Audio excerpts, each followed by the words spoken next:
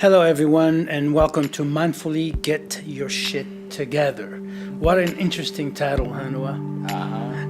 I love it. This is the first podcast, which by the way, I'm with Noah Collins with Visual Peak Productions, your company, right? Nice to be here with you. Nice to have you. And you've been helping me quite a bit with videos and other marketing tools. Thank you so much. And Noah is up to great things. You're gonna do a lot of amazing stuff. I love being creative. You're in very, my opinion. Yes, you are very gifted. Anyway, so I wanted to focus today on, first of all, I'd like to introduce myself for those of you who don't know me. Nordine Zouareg is my name. I'm a former Mr. Universe and a founder and CEO of the Executive Inner Fitness. My life is filled with trials and tribulations, as all of us deal with our own demons, right? Our own.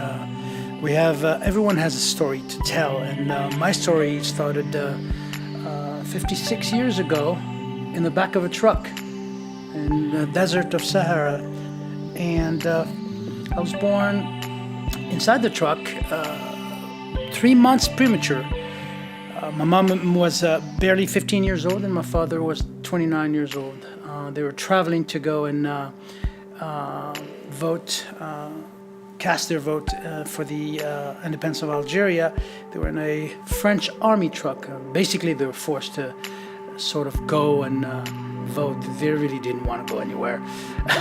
And so my mom had those pains and they needed to stop, and they finished the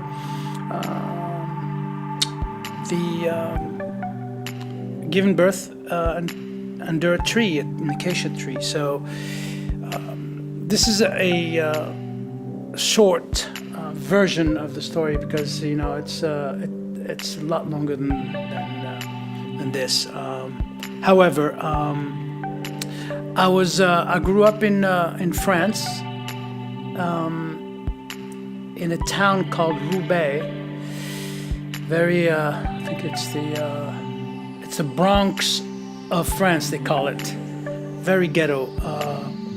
For those who are listening to me who are from there, you probably know what I'm talking about. Those from New York know what you're talking about as well. Probably. And so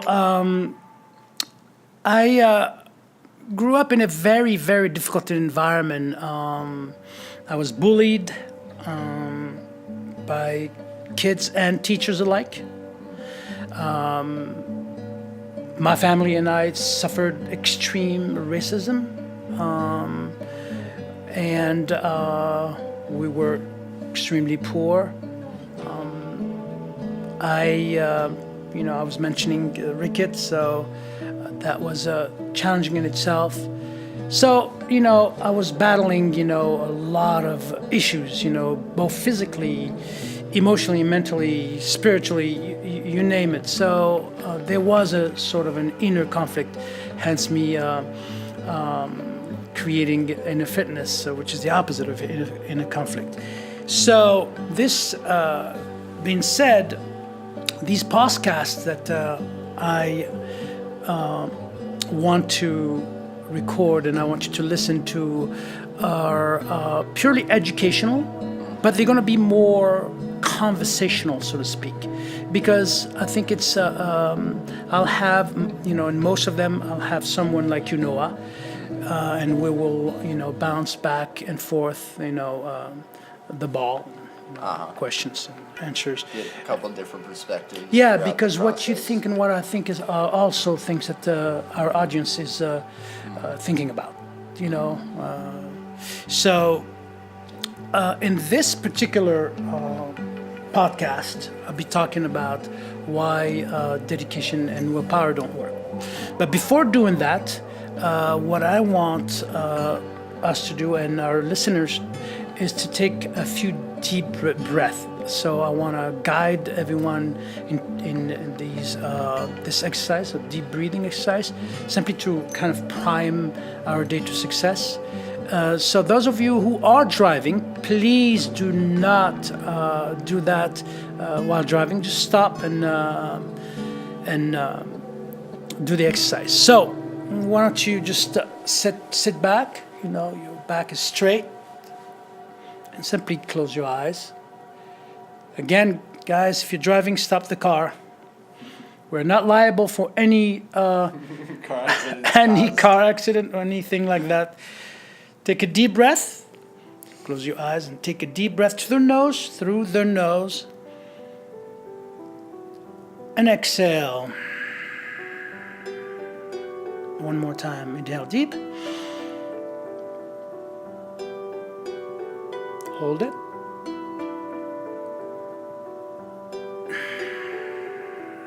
Exhale. Let's do it one more. Inhale deep. Through the nose. Inhale. Hold it. Exhale. Good. All right. We brought the blood flow into the brain. It's always a good thing. So, why is dedication and willpower don't work? So if you ask me the question, I would simply say they don't work if you don't have a passion first. In other words, if someone tells you to do something, like go exercise, and you go and you don't per se like exercising, you can be dedicated and have willpower until you're blue. It's not going to happen. It's forcing yourself. Willpower is only possible, okay? It's a sort of byproduct of the passion, okay? When you're passionate about something, like for me, for instance, when I was 19 years old, I weighed 108 pounds, okay? Damn, that's crazy. It is crazy. So you can imagine, being a teenager and weighing 108 pounds. All my sisters I have 9 sisters and 3 brothers, by the way. Big family. My parents were very, very busy, as you can tell. So most of my siblings were bigger than me. Being the eldest, it was kind of weird, right? So they couldn't look up, to me because I was a lot smaller. So that was my physical challenge, and with that came emotional challenges, mental challenges. Not feeling adequate. Exactly, because you don't. Exactly, you don't feel strong. You're sort of, kind of left behind. So, and that was at school. Exactly, it was for me. It was nightmarish, so to speak. I suffered acute anxiety for a long time, and so when you are driven, like for me, it started when I came back from school, and I had a ritual of crying. That's what I did. Every single day after school, I would go home and just cry, simply because I could not sustain the beating, the abuse from, like I said earlier, both from teachers and schoolmates. So I would just go and sort of release that pain, okay, and get into a room that we shared with 7, 8 siblings. I would just sit on the bed, in the corner of the bed, and cry. That felt so good. Because you're releasing that. Exactly. I've heard a lot of things about that being very healthy. It's exactly. Like releasing toxins. Exactly. So it really helped me whenever I was going through challenges. I would do that. So I came back from school that day, and I was about and getting ready to do that, and I saw everyone watching a show on television, and there was this Russian gymnast doing the Iron Cross. I saw this beautiful, incredible body, chiseled body. You know, not a bodybuilder, but a gymnast that had a beautiful, fantastic, strong body. This is what I wanted to achieve. Back then I didn't know. All I knew was, oh my God, you know, and I asked, you know, there was a question that arose into me, emerged. And the question was, why can't I be like that?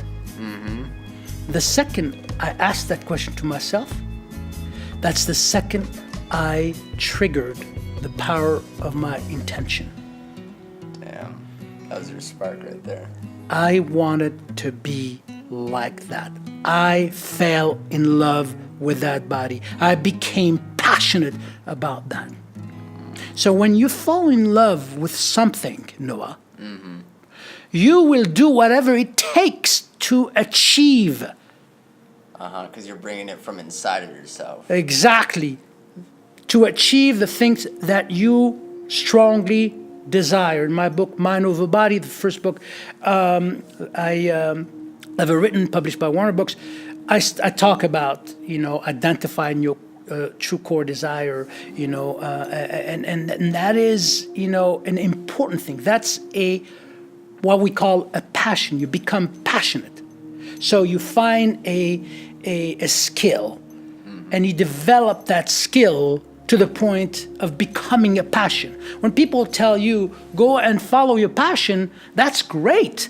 But when you go home and you don't know what the hell that is, you start thinking, well, yeah, this, you know, nicely said, but I don't know what it is. I don't know what my passion is. Well, what they mean by that, whoever is saying that, the motivational speakers, the gurus out there, go find your passion. They're on stage.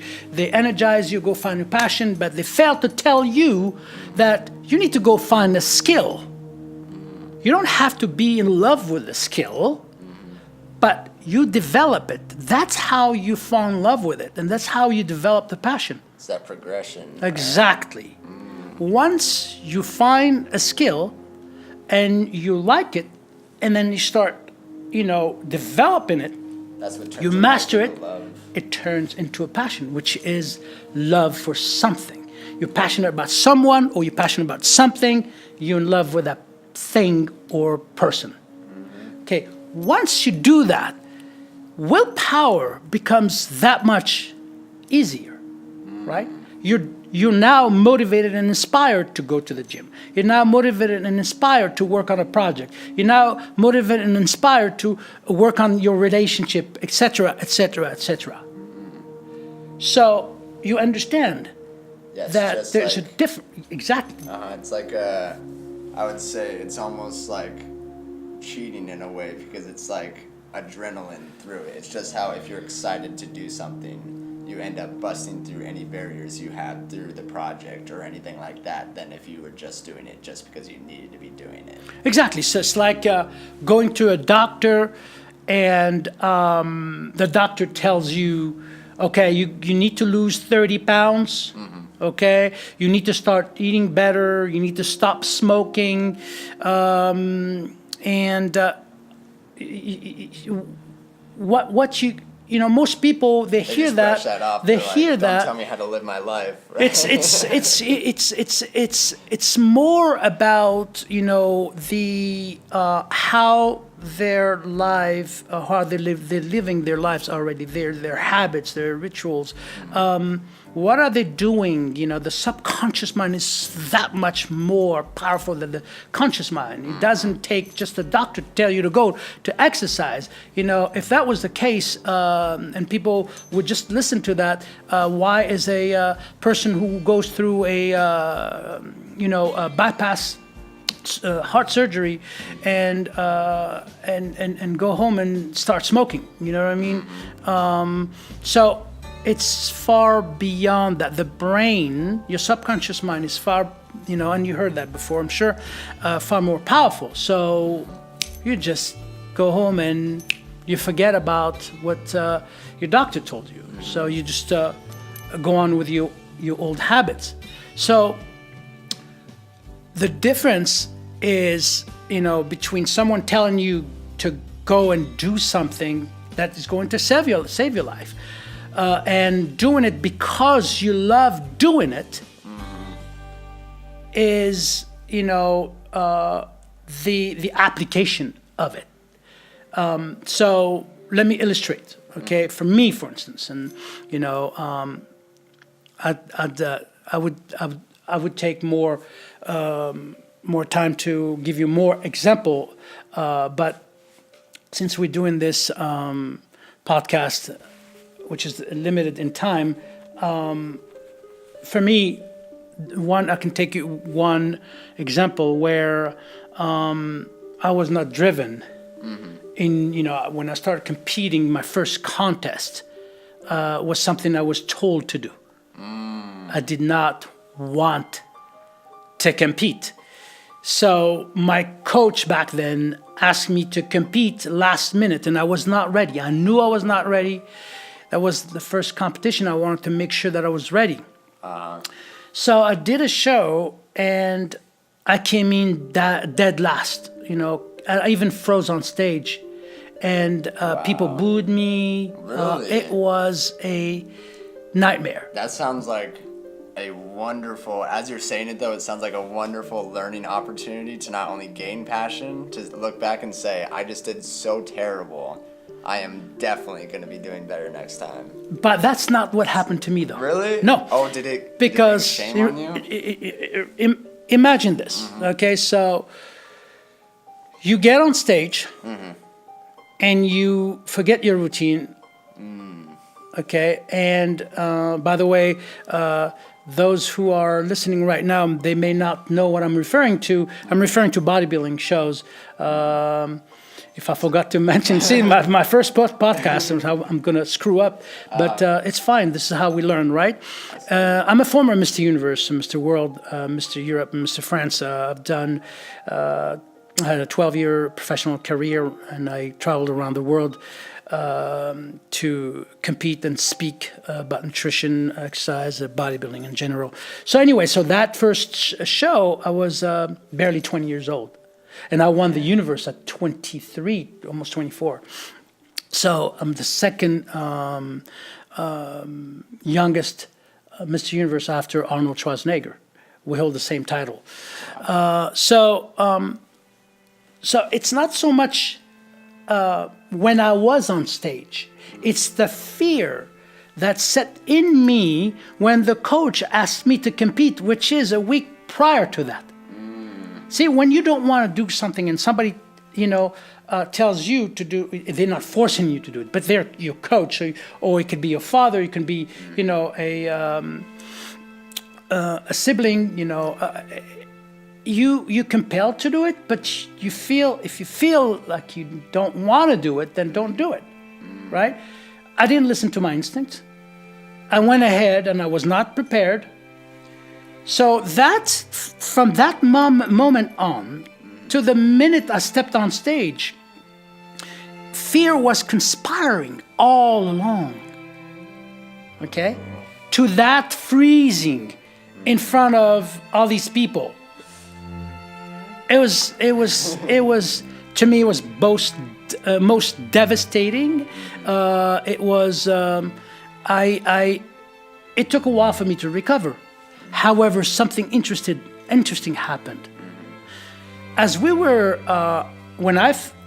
my category was over, and I was able to go and join the audience. I didn't go to inside the audience, where the auditorium was. I was in the back, where a former Mr. Olympia or former runner-up Mr. Olympia, in the name of Mohammed Makawi, to me was it's like it's a celebrity. If you're a beginning actor and Robert De Niro is there, that's how it felt.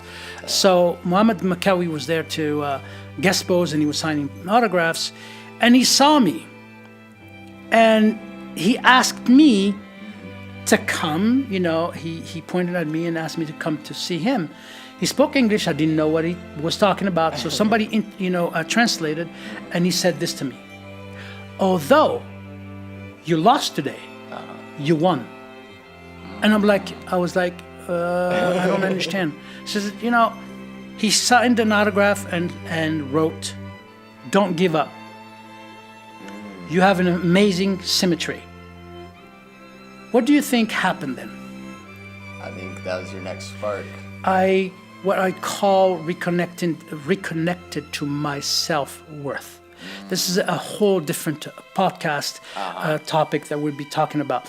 So I reconnected to my passion, which is to exercise and get bigger. And because the first thing that I wanted to do was to be like the gymnast. So my first plan was actually to go to a gym, to look like that. So I went to the gym. I went to the gym, to a gymnastic gym, and I became a member. And I started exercising, and I even competed once. And that's where I broke both my wrists doing the pommel horse. So that didn't work out for me. So my gymnastic coach told me, you're going to kill yourself, Nordine, if you keep on doing this. You need to put some meat on you. Go to do some strength training. So that's how I joined that's also should be another podcast, the story itself. But anyway, I joined the bodybuilding gym, and within 8 months, I was asked to compete, as I said, but I was not ready. Okay, so after Mohammed Makawi gave me that autograph and really inspired me, I reconnected to my self-worth, my passion, and I went on, and within 3 years, there are some people. There are some people that actually last, or work out for years, try to be at the top, but never get to the top. Not very many people get to the top. And even when you get to the top, to stay at the top for a while is extremely difficult. We are talking about physical. It's not only physical here. It's like, when you do boxing or you do a team sport, you have your team to support you. But this is, you don't have anyone. It's you. When you go to the gym, it's you against you, right? So talking about willpower, and dedication. Okay, only you is gonna be able to, bring that up. If you don't have a passion, there is no willpower. If you don't have a passion, there is no dedication. If there is no passion, there is no inspiration and motivation. You understand that? You might as well not even be there. This is why dedication or willpower don't work. Okay? Absolutely. It works if you are passionate about something. For the folks that are listening, again, this is key to understand. Very important. In order to be inspired and have willpower to do anything, you need to be passionate about something. In order to get passionate about something, you need to try a skill and develop that skill to become a passion, fall in love with that, and pursue your passion. And I would also add that when you have that passion, it kind of pushes you to take the necessary risks that it may take to embark on that growth. I know that I've taken a lot of risks for my career and stuff that any normal person would say, no way I'm going to do that, but that's what ended up with the biggest growth within my passion. Sure. I have, in my not only my career, but in my present career, which is, I'm a behavioral engagement practitioner, I'm a wellness coach, international wellness coach. I'm in the human development field.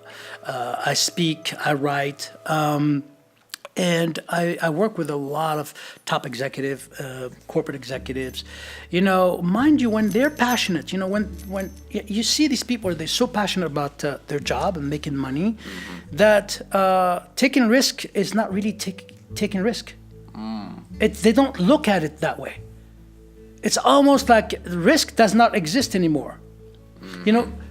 So what I find out is that these guys are taking calculated risks. When you take a calculated risk, it's no more a risk. You know what I mean? So that's what, Just you know, something you need to do. exactly. So when you say, when you're passionate about something, you're willing to take risks. Yes, I agree. However, you don't look at It's them. only a risk to the other people who are observing You at don't that look point. at them as risks. You just are passionate. It's almost like there's a guiding power. The passion is fueling you, okay, mentally, emotionally, physically, and spiritually, to move forward, towards your goal. But all that also can have a danger to it, simply because, and this is why I teach, balance, and I teach people how to recharge their energy, mental, emotional, mental, physical, and spiritual energies. Because a lot of people that I work with, they put so much energy into sort of making money to their job that there's no balance between work-life balance. That's another podcast topic that we will do in the future. But for the sake of this session here, the dedication or the willpower really don't work if you do not have a passion to back it up with. Okay? So this being said, I am so happy that I actually did my first podcast. I attended podcasts before, many, with John Asraf, Joe Polish, you name it. But I have never done mine. So I'd love the listeners to kind of give me a thumbs up for it. Let us know what you guys think of the first one. I promise you there will be many more. Yes. So mindfully get your shit together is the name of the show, because I don't believe that anyone has their shit together 24/7. And that's they're either in denial or simply insane if they think that. All right. Till next time, you guys have fun. Bye.